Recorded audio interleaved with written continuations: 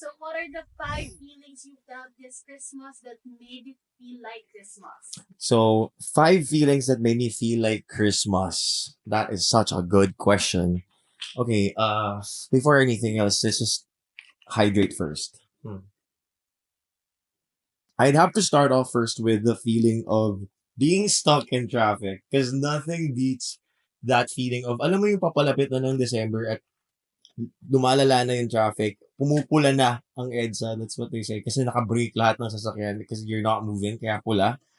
Um, Nagrereklamo tayo na ma-traffic, pero pag hindi din siya ma-traffic, to be honest, it doesn't feel like nandun yung holiday rush.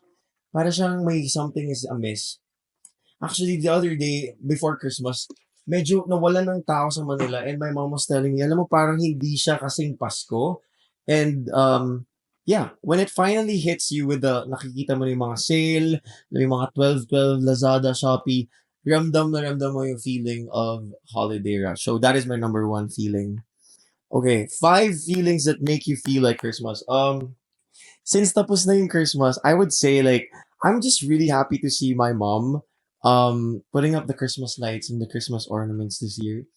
Kasi backstory lang, for like 2 to 3 years, ako lagi yung nagpapasimuno. I'm the one who's always like the initiator, instigador sa bahay na, Mom, tara mag-put up na tayo. Tapos lagi niyang pinupush back. But like recently siya talaga yung nilabas niya yung boxes where all the lights are.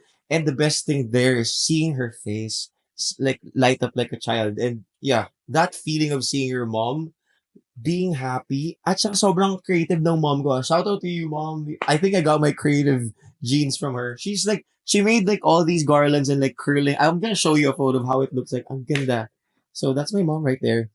That is the second feeling. Yeah, my mom just being at her element and decorating Christmas again this year. Oh, I'm so happy for her, She's man. really the Christmas element. She is. She was a Christmas elf this year. I'm so happy for her.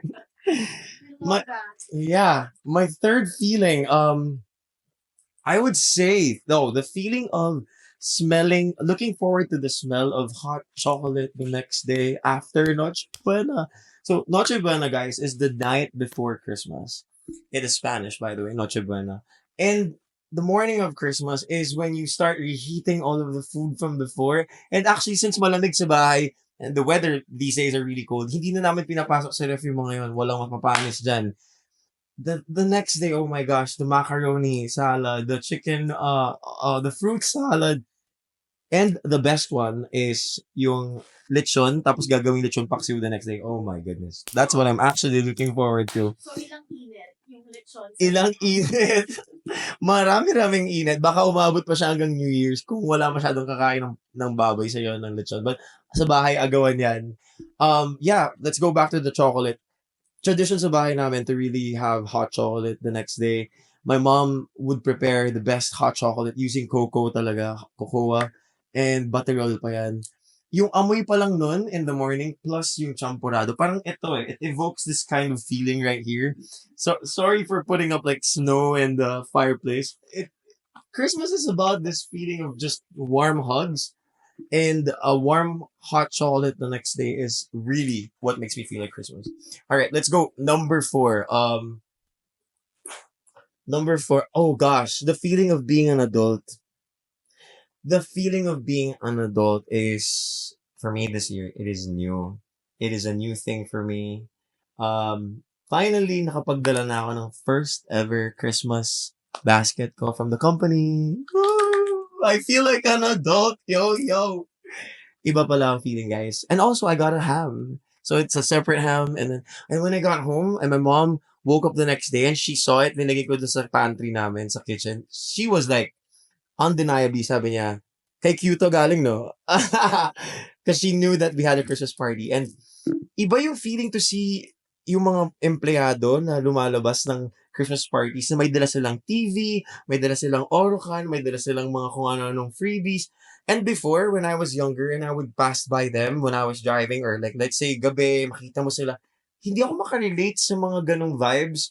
But since it's my first year of being an official corporate office boy, working boy na ako, I can totally attest to that. Ramdam na ramdam ko yung pagiging adult ko. Nothing beats that feeling. That is the fourth feeling. I want to double down on that because I think that as a child, iba yung feeling natin na tayo yung binibigyan, tayo yung laging humihingi, di ba? Lagi tayong nag-a-ask sa parents natin, kailan mo ko dadalhin kay Ninong? And I would always, you know that? And I would always tell my mom, like, eto si Ninong hindi pa nagbibigay sa akin. Oh my God, so may listahan May ka. listahan, guys. Oh, okay, shout out sa lahat ng mga ninongs dyan na akala ninyo hindi naaalala ng mga inaanak nyo. Guys, naaalala namin. At sa mga inaanak ko, nakalimutan ko. It's a give and take thing. And now it's my turn to be the ninong to them. Being an adult this year, finally working, really feels different compared to celebrating Christmas as a child. And yun, nag-graduate na ako dun sa point na nanghihingi ako, nag-expect ako ng ampaw, or looking forward to going to our uncles or aunties or, you know, seeing our grandparents from other sides. But it's now about just you. Magbibigay ka na. Ikaw na ngayon yung nagpa-plan ng Noche Buena. And oh gosh, one of the feelings also of being an adult is talagang na-highlight siya when I received a text from my mom. I think 3 days before Noche Buena, sabi sa akin ng mom ko, anak, anong plano mo for Christmas? Oh no. Yeah. Adult. It was like what the frick? Like, hindi ako natakot dun, pero naramdaman ko na may say ako. Matanda ka na. Matanda ka na. Yes. And there's no denying, and it's so fun to be actually embraced with that kind of role na you are being asked anong plano mo for Noche Buena. In a way, they're also asking you, may ambag ka ba? And now you're the one looking for who's gonna do the catering for the trays. May ganon. And I like it. It's a new role in my life. And maybe one day when I get to have my own family, it's gonna level up even more, diba? So that's my fourth feeling right there. Now, I want to take on my fifth feeling of feeling like Christmas. You will not expect this, okay?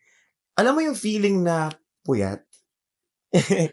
Justify mo na paano naging Christmas period ang pagiging Puyat. Because simbang gabis are just gonna change your body clock like you wouldn't even expect it. Last year, na kompleto ko for the first time yung simbang gabi. Wow. Woo! That's hard. Yep. Para on the back. Yung pag wala kang tulog, tapos naghahabol ka the next day, may mga parties kayo, you still have to go to work, tuloy pa rin yung schedule mo. And then sa gabi, mayroon na namang dinner, birthday, ganyan, salo-salo. Tapos gigising ka ng 3 a.m. for a simbang gabi. This becomes a thing that I'm looking forward to. Yung feeling of being antok. And I just want to say that walang makakakumpara sa pakiramdam na nakakapagsimbang gabi tayo. So, segue na rin lang dun sa part na yun na ramdam na ramdam ko yung spirit of Christmas sa loob ng simbahan.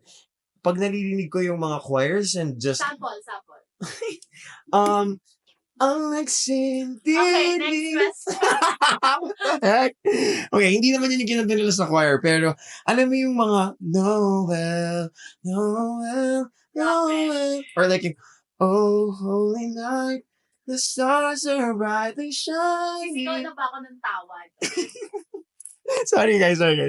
Nagsumampol. But that vibe from the Christmas carols inside the church is nothing beats that. So, salamat sa lahat ng feelings na naramdaman ko. Dahil kung wala yung mga feelings na yun, hindi kompleto ang feeling ng Pasko. Yeah. Merry Christmas sa inyo lahat.